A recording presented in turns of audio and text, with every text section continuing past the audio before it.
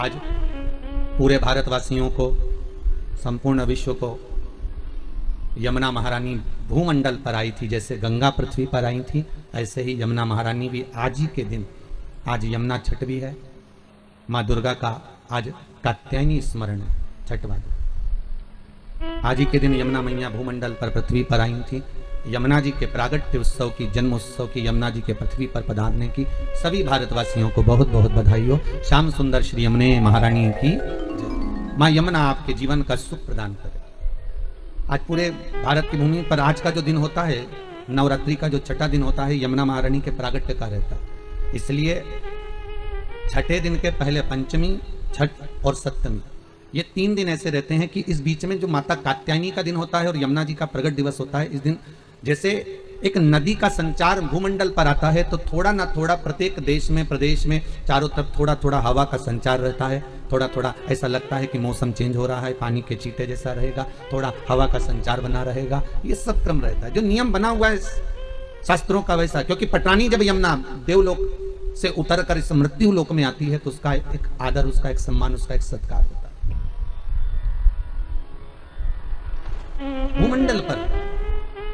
अच्छा, कितनी विचित्र बात है, कितनी एक उत्साह की बात है कि देवता भी इस पृथ्वी पर आने के लिए तरसते हैं। देवता भी इस भूमंडल पर आने के लिए और ललायित रहते हैं कि हमें पृथ्वी पर जाना है, हमें इस भूमंडल पर जाना है।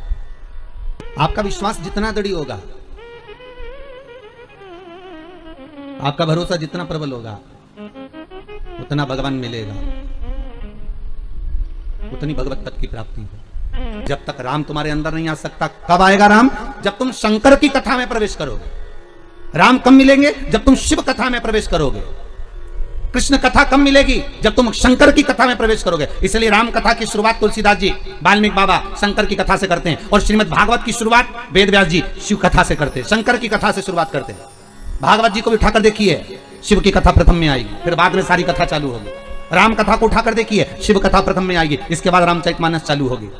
विष्णु पुराण उठाकर देखिए, सबसे पहले शंकर का प्रसंग आएगा। अगर हमें जिस देवता की आराधना करना है, स्वयं देवी भागवत, नवरात्र में अगर आप देवी भागवत पढ़ रहे हो, नवरात्र में अगर देवी भागवत को सुन रहे हो, तो देवी भागवत का भी स्मरण करोगे तो सबसे पहले शंकर की कथा आएगी।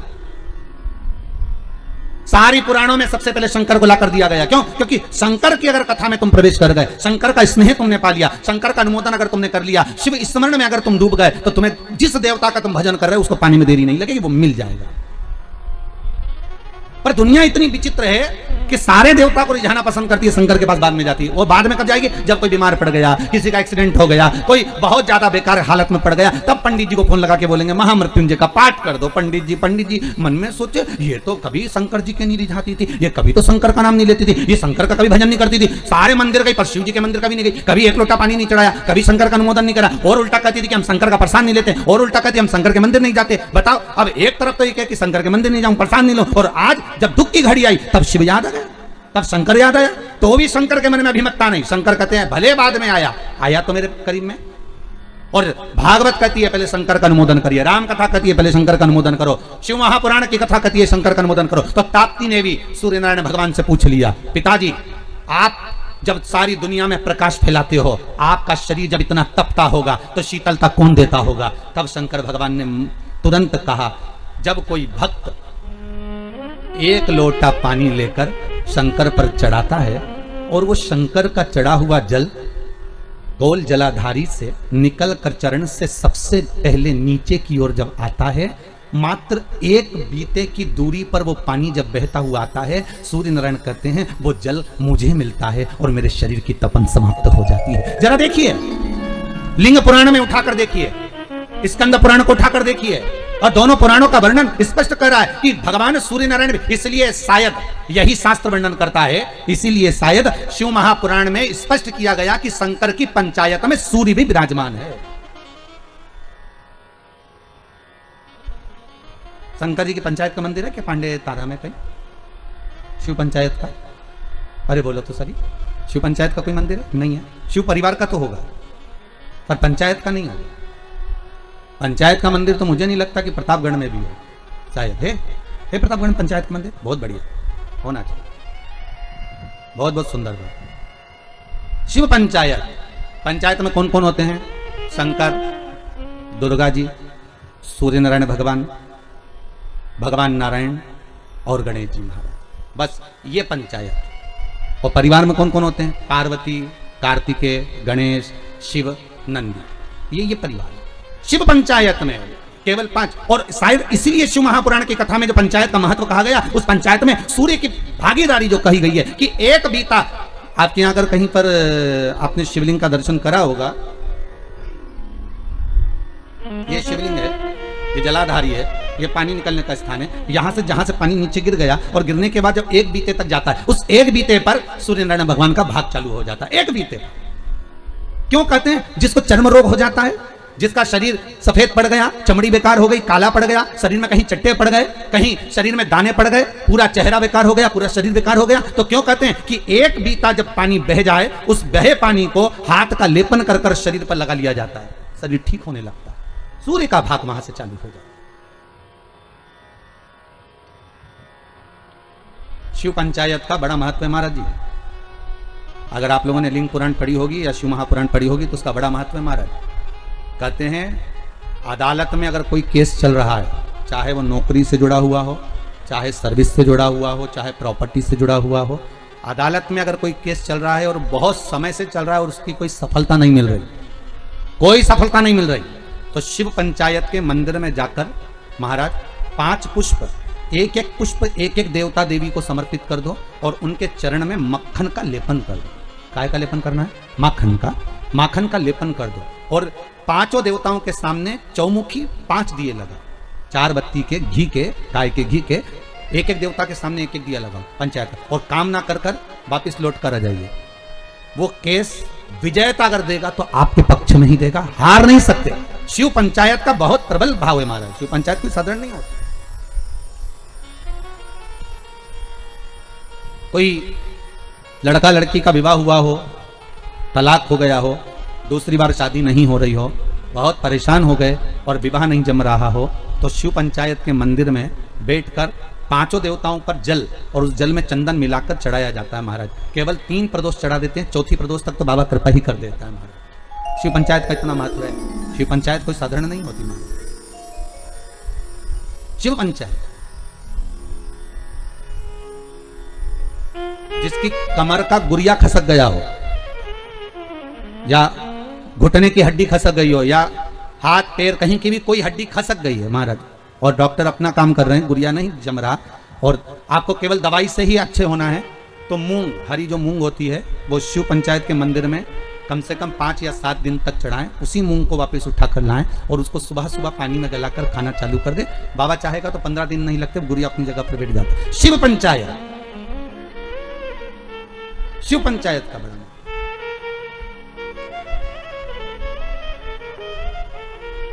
सहज नहीं है शिव पंचायत। तो भगवान शंकर की कथा कर रही है। अगर कहा मान लो मैंने कह दिया, ताप्ती कहती है मैं पिताजी से पूछूं, तो पिता से कहा पिताजी आपके शरीर पर इतनी ताप पड़ती है, ए बाबुल ए पिता। ताप्ती छोटी थी तो कह देती थी पिता से तुरंत जाकर। छोटी बेटी में और बड़ी बेटी में अंतर होता है। बड़ी बेटी मर्यादा में रहती है, बोलती कम है, और छोटी तो तड़ तड़ बोल बुला के बुझ जाए। उसको जो बोलना है ना छोटी को, वो तो बोल देगी, वो रुकती नहीं है। बहनों में यही भाव है। बहनों में जो बड़ी बहन होती है ना, वो थोड़ी शांत रहती, शीतल रहती, और छोटी वो तो 2 मिनट, जी तू चुप रहे, मैं सब बोल दूंगी, बस बात इतनी। तू तो ये बता लड़का पसंद है कि नहीं है, जुमाने का देखा, तो वो कहते नहीं इतना कोई बस, तो तू क्या करना, तू शांति बैठ, बाकी सब मैं निपटा दूंगा। छोटी गई, मम्मी हाँ तुम जीजी की शादी जहां कर रही हो ना, अच्छा नहीं लग रहा है, बताओ। वो बड़ी नहीं बोल पाई, इसने जाके बोल दिया, सबके सामने बोल दिया। ले तो दूल्हा भी मैं बैठा था, बाप ने सोचा चलो वापिस से चलो, क्या करे। जब यही बोल रही थी चलो, छोटी छोटी बोलती नहीं, बड़ी बोलेगी नहीं, और छोटी तुरंत ओ बोला बोले चली बस जा। अच्छा शादी ब्याह में भी बहुत ध्यान रखना पड़ता है। बड़ी बहन की शादी कैसे भी कर दो, पर छोटी की में अगर जरा सी कमी रह जाए ना, तो बोले बिना नहीं रहती। हाँ इतना था तो भी तो अच्छे से नहीं करी, बस बताओ। छोटी छोटी होती है, हम तो कहते छोटी खोटी भी होती है। छोटे खोटे बहुत उद्यमी भी रहते, बोलने में भी एकदम फटाक, जो बोलना है बोल दिया। ताप्ती ने कह दिया, पिताजी आपसे बस केवल इतना कहना है कि आपको वो शीतलता, जब आपका शरीर इतनी तपन देता है, आपका शरीर इतना प्रकाश देता है, तो आपको वो शीतलता कहां से मिलती है? तो भगवान सूर्य नारायण कहते, भास्कर देव कहते हैं, जब कोई शंकर पर एक लोटा पानी चढ़ाता है, उसका चढ़ाया हुआ जल जब मुझे प्राप्त होता है तो मुझे उसमें शीतलता का अनुभव हो जाता है। अब विचार करिए, किसी ने हमसे पूछा भी है कि हम सूर्य नारायण भगवान को अर्घ दें और कभी कभी नहीं दें, और हम शंकर के मंदिर में जाकर पानी चढ़ाते हैं, तो उससे सूर्यनारायण भगवान को फल प्राप्त होता है क्या? क्यों नहीं होता? आप अगर शंकर को जल चढ़ा रहे हो तो ब्रह्मा को भी जल चढ़ गया, शिव को जल चढ़ाया तो भगवान विष्णु को भी जल चढ़ गया, शिव को जल चढ़ाया तो जगदम्बा को भी जल चढ़ गया, शंकर को जल चढ़ाया तो गणेश जी को भी जल चढ़ गया, शंकर को अगर जल चढ़ाया तो कार्तिकेय को भी जल चढ़ गया, और शिव को अगर जल चढ़ाया तो 33 कोटि देवता, जहां से पानी बहता है वहां तक 33 कोटि देवता विराजमान होते हैं। इसलिए शंकर का जल लांगा नहीं जाता, वहां 33 कोटि देवता विराजमान होते हैं। सबको जल का भाग मिल गया। एक साधे सब सधे, एक जगह खोदे जाओ पानी तो निकले, खोदो मिल गया।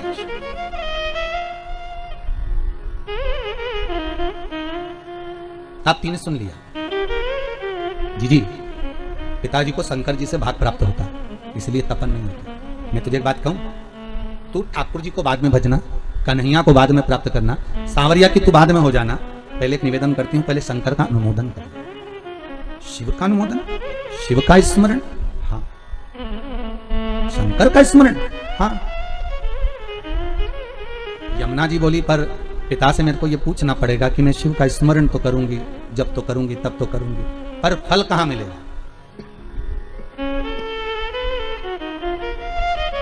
फल कहां मिलेगा? बहुत ध्यान दीजिएगा महाराज। शिव महापुराण की कथा कहती है, देवलोक में कितना भी अच्छा काम कर लेना उसका कोई फल नहीं मिलता। फिर से बोलो एक बार, किस लोक में? देवलोक में। देवलोक में जाकर तुम भगवान का भजन करोगे उसका कोई फल नहीं मिलेगा। बहुत ध्यान दीजिएगा। देवलोक में जाकर तुम कथा सुनोगे उसका कोई फल नहीं मिलेगा। देवलोक में जाकर तुम दान दोगे उसका कोई फल नहीं मिलेगा। ऐसी कृपा कर दे कि अब वो गलती नहीं करूंगा, हो गया मेरे से गलती हो गई थी, मैंने हो सकता है पीपल का वृक्ष कटवाया हो, बेलपत्री का वृक्ष कटवाया हो, और भी आम के पौधे, ना जाने कितने बगीचे कटवाए होंगे, जब मैंने कॉलोनी काटी होगी, जब मैंने प्रॉपर्टी बनाई होगी, जब मैंने कुछ निर्माण करा होगा, ना जाने कितने ऑक्सीजन देने वाले इन वृक्षों को काटा होगा, तो उसका भाग हो सकता है मेरे कर्म में लिखा होगा, पर आज क्षमा मांगता हूं कि अब नहीं होगा। उस परमात्मा से भले पलंग पर पड़े हो पर क्षमा याचना कर लो, उससे मांगो क्षमा। वो पिता है और बाप हमेशा अपने बच्चे को माफ कर देता है, ये पक्का है। हो सकता है गलती हुई होगी तो मेरा शंभु, मेरा त्रिकालदर्शी, मेरा कैलाशी क्षमा भी कर दे।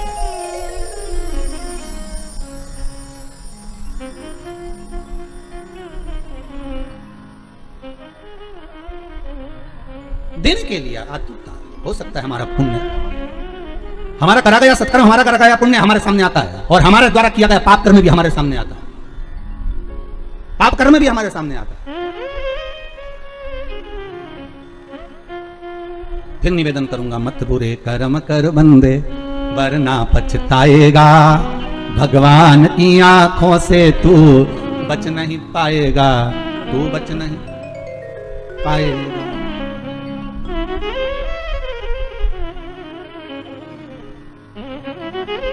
अच्छा, संतान नहीं हो, किसी नारी की गोद, अगर स्त्री की गोद अगर खाली रह जाए तो भी दुख होता है उसको कि मेरे घर में औलाद नहीं, संतान नहीं। हम कई बार कहे, आज फिर कहते हैं, ये टेस्ट भी बाद में कराना, सारी जांचें बाद में कराना, एक बार शंकर का भजन कर देखना। पिछले वर्ष कथा में तुमरुका जी की जो कथा कही थी, यूट्यूब पर डली हुई, अगर आप लोगों ने नहीं सुनी हो तो उसको निकालना यूट्यूब पर। श्री तुमरुका शिव महापुराण की कथा हमने कही थी, तुमरुका जी का व्याख्यान, उसमें वर्णन किया था। सब जगह से अगर हार जाओ और सारे रिपोर्ट आपकी आपने सब दूर दिखा ली, तो एक बार शंकर पर भरोसा कर तुमरुका जी का नाम लेकर सफेद आंकड़े की जड़ को शिव जी पे से रजस्वला धर्म के 7वें दिन 21 बार घुमा लो, नाम गोत्र बोलकर कमर में लाल धागे में बांध लो, पीपल के पत्ते शिव जी को चढ़ाओ, उठाकर लाओ, उस एक पत्ते को रात्रि को गाय के दूध में उकालो और उस दूध को दोनों पति पत्नी पियो, साथ रहिए। समय आएगा, बाबा चाहेगा तो 3 या 4 महीने में गर्भ ठहर ही जाएगा। सारे डॉक्टर को दिखा लिया अपनी जगह, टेस्ट भी करवा लिया अपनी जगह, पर एक बार प्रयोग, और वो विश्वास रखकर करना पड़ेगा। शंकर पर जो भी कार्य कर रहे हो आप, जो उपाय कर रहे हो आप, शिव का स्मरण कर, भगवान पर अगर विश्वास रखोगे, भरोसो दृढ़ इन चरणन करो, श्री वल्लभ नक चंद्र छटा बिन सब जगह ही अंधेरो। अगर भरोसा है तो शंकर है, और भरोसा नहीं तो शिव कहां से? विश्वास लेकर अगर आए हो तो काम तो होगा। ये लोग काशी से आए हुए हैं, विश्वास लेकर ही तो आए होंगे कि हम जाएंगे शंकर की कथा में तो बाबा कृपा जरूर करेगा। कई लोग यहाँ पर बैठे हुए हैं जो विश्वास लेकर आए हुए हैं, दूर दूर से आए हुए हैं, केवल विश्वास लेकर कि भगवान कृपा करेगा किसी ना किसी रूप में, मुझे विश्वास है कि बाबा मेरी सुनेगा। और फिर कहता हूं, कथा में अगर आपने मन लगा लिया, भले टीवी चैनल के माध्यम से श्रवण कर रहे हो, भले मोबाइल के माध्यम से श्रवण कर रहे हो, भले पंडाल में सुन रहे हो, बाबा से अगर दिल से आपने अगर कह दिया तो 3 महीना बहुत होता है सब कामना पूरी होने के लिए। मेरा बाबा आपको कुछ ना कुछ दे ही देता है, बस आपकी रुचि के अनुसार सुख प्रदान कर ही देता। आप उस पर विश्वास, भरोसा, भटकना नहीं है हमको, मार्ग से विचलित नहीं होना। कई कई लोगों की आदत रहती है, पहले राम जी के पास चले जाएंगे, राम जी से काम नहीं होगा तो कृष्ण के पास चले जाएंगे, कन्हैया जी से काम नहीं होगा तो हनुमान जी के पास चले जाएंगे, हनुमान जी से नहीं होगा तो शंकर जी के पास चले जाएंगे। पर शिव महापुराण की कथा कहती है, गुरु जी के 2 चेले, गुरु जी ने दोनों चेलों से कहा, जाओ जमीन खोदो, 50 फीट पे पानी निकलेगा और मेरे लिए लोटा भर के पानी लेकर आओ। चेलों ने मन में विचार करा, बताओ पानी इतना सारा पड़ा, वो पी लो, मैं 50 फीट खोदें फिर पानी ला। जाओ दोनों 50 फीट खोदना, पानी निकलेगा और लेकर आना, मेरे को पानी पीना है। जाओ जरा। दोनों चेले चले गए। एक गया तो खोदता गया, खोदता गया, खोदता गया, खोदता गया। दूसरा गया तो उसने यहाँ खोद लिया, फिर वहाँ खोद लिया, फिर वहाँ खोद लिया, पानी नहीं निकला। 50 फीट तक एक चेला था तो वो खोदता गया, पानी निकल गया, लोटा भर के लेकर आए। गुरुजी ने पूछा, पानी निकल गया? दूसरे से पूछा, तुझे नहीं निकला? नहीं। गुरुजी ने पूछा, तूने खोदा था? बिल्कुल, चलकर देख लो। गुरुजी गए देखने के लिए। गुरुजी ने देखा तो उसने क्या करा, थोड़ा यहाँ खोद लिया, थोड़ा वहाँ खोद लिया, थोड़ा वहाँ खोद लिया, थोड़ा वहाँ खोद लिया, पानी नहीं निकला। और एक चेले से पूछा, तूने कैसे निकाला? तो कहते, एक ही खड्डे को मैं खोदता गया, खोदता गया, खोदता गया तो पानी निकल गया। यहाँ शास्त्र वही कह रहा है, एक पकड़ो और एक जगह ही खोदते रहो, शंकर जी का भजन करते रहो। तारेगा तो ये, मारेगा तो ये, कहेगा तो ये, जो कुछ करेगा खोदते जाओ, पानी जरूर निकलेगा। और 10 जगह खोदोगे, कभी इधर खोद लिया, कभी उधर खोद लिया, कभी उधर खोद लिया, तो पानी नहीं निकलना है। कोई काम तुम्हारा बनना नहीं है, कुछ भी नहीं होना है। एक ही जगह खोदो, खोदे पानी निकलेगा। करो भजन एक का, पर आदत बुरी है ना तुम्हारी। फिर कोई घूम रहा था उसके पास, फिर किसी के पास। भगवान को भी मालूम है ये एक जगह नहीं टिकेगी रे। आज तुम्हारे पास आ गई, कल दूसरी जगह चले जाएगी, परसों चौथी जगह जाएगी, काम नहीं होगा तो भटकती फिरेगी, पर विश्वास नहीं रखेगी। जिस दिन ये विश्वास पक्का कर लेगी कि शंकर ही मुझे बचा सकते हैं, शंकर ही मुझे जिला सकते हैं, शंकर ही मेरा पेट भर सकते हैं, शंकर ही मेरा अनुमोदन कर सकते हैं, शंकर ही मुझे धन देंगे, दौलत देंगे, संपदा देंगे, शंकर के सिवा कोई नहीं देगा, तब शिव भी सोचता है अब नहीं टिकेगी। और नहीं टिकेगी तो परीक्षा लेंगे शंकर। पहले आपका काम हो सकता है नहीं भी करे शंकर, क्योंकि वो देखना चाहते हैं कि पहले जैसी थी वैसी की वैसी है, खड्डा अलग अलग खोद रही है क्या। पहले देखेंगे, पहले इधर से उधर से 10 जगह खड्डे तो नहीं खोद रही, फिर उसको लगेगा नहीं ये पूरा विश्वास रखकर टिक गई तेरे चरणारविंद में, तो वो महामृत्युंजय महादेव फिर प्रकट होकर कुछ दे ही देगा। ये उसकी कृपा फिर होगी। वो जब तक नहीं देता, जब तक परीक्षा नहीं लेता। सास बहू को चाबी जब तक नहीं देती, जब तक सास बहू की परीक्षा नहीं ले लेती। सास को भी लगता है कि बहू को चाबी दूंगी और मालूम पड़े होता है। एक ससुर जी मर गए, बहुएं रोने लगी, खूब चिल्ला चिल्ला के, खूब धाड़ धाड़ के रोई। अपने अपने पतियों को फोन लगा दिया, पतियों भी आ गए, 4 पति थे, सब 4 बहुओं के आ गए। क्यों रो रही हो? बहुएं बोली तुम्हारा बाप मर गया, पिता तुम्हारा। तो पतियों बोले तुम्हारा भी तो ससुर था, तुम्हें दुख नहीं हो रहा, रो काय को रही हो? तुमने तो कभी ससुर को 1 गिलास पानी नहीं दिया, कभी पिता को 1 गिलास चाय बनाकर नहीं दी, कभी गर्म रोटी नहीं खिलाई। जब बहुएं मिलती थी तब ताने देती थी, आड़ा टेढ़ा बोलती थी, गालियां देती थी। और आज पिता मर गया तो रो रही हो? किस लिए रो रही हो? तुम्हें रोने का कोई हक नहीं है। इतने में 4 बहुएं बोली अपने पतियों से, तुम्हारे बाप मर गए उसके लिए थोड़ी ना रो रहे हैं, तुम्हारा पिताजी मर गया उसके लिए थोड़ी ना रो रहा है। तो बहुओं से पतियों ने पूछा, फिर काय को रो रही हो? तिजोरी की चाबी ना जाने का धर गए इसलिए रो रही है। पतियों ने भी माथा ठोका, काय की जगदम्बा होना। अब पत्नियां बोली, सुनो तुम्हारे पिताजी को जगाओ और चाबी पूछो कहां रखी तिजोरी की। पतियों बोले, इनको मरा आधा घंटा हो गया, तुमके चाबी पूछो, सीधी तरीके से जवाब लो, नहीं तो तुमको नहीं सुला दे। बेचारा पतियों को भय लगा कि इनका क्या, तो लोग लालची व्यक्ति तो कुछ भी कर सकता। इनके मन में दुख हुआ। इन्होंने कहा, ऐसा कोई होता है कि मरा हुआ व्यक्ति जाग जाए? हम नहीं जानते, हमें चाबी चाहिए तो चाबी चाहिए, आप पूछो कहां रखी है।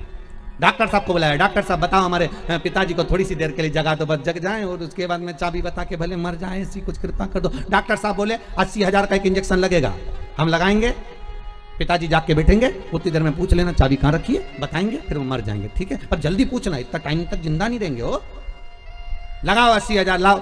अब बहू ने सोचा चाबी तो निकालना है, तो बहू ने करीब अपनी अपनी रकम बेची है। बता, बुढ़ा बीमार था तो 1 रुपए की नहीं बेची, और चाबी के चक्कर में सब 20-20 हजार में रकम बेची है। 20-20 हजार में रकम बेच गई, 80,000 रुपए लेकर डॉक्टर के सामने दिए। डॉक्टर सामने कहा सामने खड़ी हो जाओ, और सामने खड़ी होकर जैसे ही जागे पूछ लेना चाबी कहाँ रखी है। और जैसे ही डॉक्टर सामने इंजेक्शन लगाया, ने बुढ़ा उठ के बैठा, ने डोकरा जैसे उठ के बैठा, इतने में बहू बोलती उससे पहले बुढ़ा बोल दिया, क्यों रे या पाड़ा के पानी पिलाया कि नहीं पिलाया, और मर गया।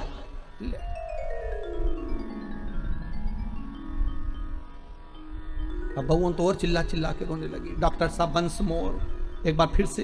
डॉक्टर साहब बोले ला 80,000, फिर इंजेक्शन लगाऊंगा, आपकी बार पाड़ा के पानी पिलाया, भैंस के पिला के मर जाएगा। ला अभी जगह में जगाने में क्या,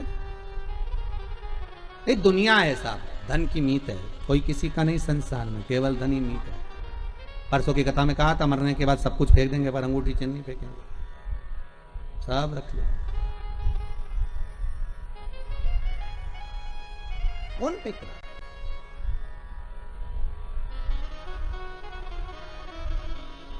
एक साधो, आशा लगाकर बैठे रहना। विश्वास में आस भी है और विष भी है। विश्वास में दोनों चीजें, विष भी और आस भी है। आप विश्वास लगाकर अगर बैठे हुए हो, तो आस अगर लगाए हुए हो, तो यह पक्का है कि शिव मिलेगा जरूर, शंकर प्राप्त जरूर होगा। अगर आस लगाई है तो मिलेगा जरूर, वो मिलेगा।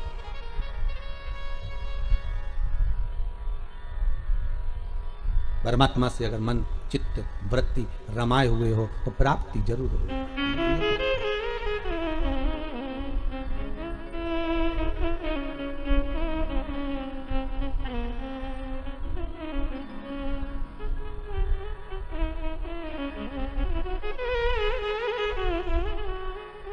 वो मिलेगा। और शिव महापुराण की कथा कहती है महाराज, उम्र भले कम हो पर भक्ति प्रबल हो। शिलाद की धर्म पत्नी से संतान नहीं थी, पर शिलाद के मन को खलता नहीं था, पर परिवार के लोग कहते थे कि कोई तो एक पुत्र हो जाए जो तार दे।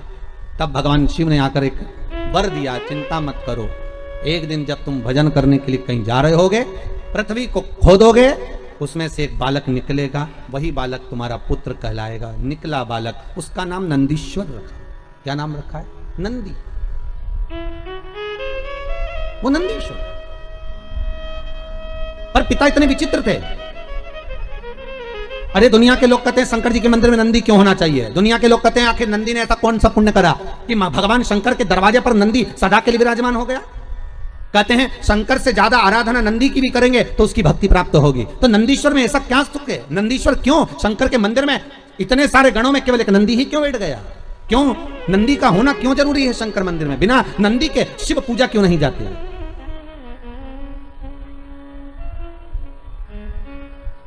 बिना नंदी के शंकर क्यों नहीं पूजाते? उसका कारण केवल इतना है कि पिता ने जब देख लिया 4 साल का बेटा नंदी, उसका भरण पोषण करा, जो जमीन में से प्रकट हुआ था, जो पृथ्वी में से निकला था, उसका पालन पोषण शिलाद ने कर लिया। और शिलाद ने करने के बाद एक दिन शिलाद के यहां पर देवता आ गए, एक मित्र एक वरुण, 2 देव पधारे।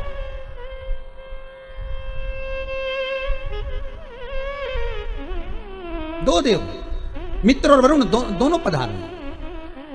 और जब दोनों देव जब आए, दोनों की सेवा में, आज शिलाद ने एक काम करा, अपने छोटे से पुत्र को लगा दिया कि इनकी सेवा करना। जाओ, मेरा आपसे भी निवेदन है, बहुत भाव से कहूंगा, आपके घर में कभी साधु आए, सन्यासी आए, तपस्वी आए, संत आए, साधक आए, उपासक आए, तो मेरा निवेदन रहेगा कि आपके घर के पुत्रों को, किसको? आपके घर के पुत्रों को, आपके घर के पोतों को, आपके घर के बच्चों को सबसे पहले सेवा में लगाइए।